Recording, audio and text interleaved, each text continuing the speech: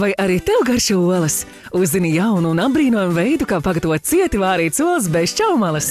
Pagatavot cieti vārītas olas nav nemaz tik vienkārši. Kaitinošās, grūti nolobāmās olu čaumalas saplīsušas jau vārīšanas laikā. Bet nu vairs ne! Iepazīstinām jūs ar Egijs.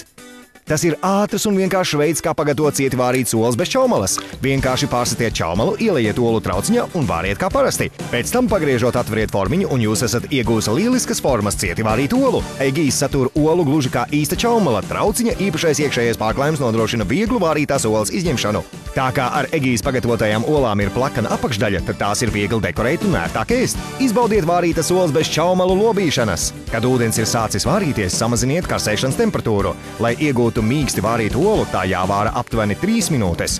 Cieti vārītai olai būs nepieciešams nedaudz vairāk kā 10 minūtes. Ja vēlaties vārīt tikai olu baltumus, tas prasīs tikai pāris minūtes. Lai jūs varētu bez piepūles sadalīt olu baltumus no dzeltenumiem, mēs jums dāvināsim šo lielisko olu dzeltenumu atdalīšanas karoti.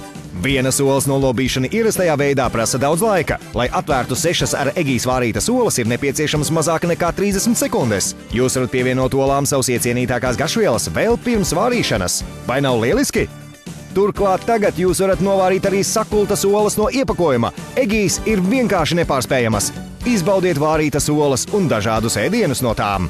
Jūs varat uzvārīt vienu vai arī vairākas olas jūsu maltītei. Komplektā ietilps 6 trauciņi, turklāt tas vēl nav viss. Dāvanā saņemiet tik noderīgo olu karoti. Ar to varēsiet atdalīt olu dzeltenumu no baltuma ātri un vienkārši. 6 Egijs trauciņi olu vārīšanai bez čaumalām. Egijs ir ātrs un vienkāršs veids, kā pagatavot vārītas olas bez čaumalām. Iesit olu Egijs trauciņā, liec vārīties, noņem vāciņu un ideāls formas ola ir gatava. Vairs nekādu čaumalu un neviena ola vārīšanās laikā nebūs saplīsusi vai iztecējusi. Zvaniet un pasūtiet jau tūlīt!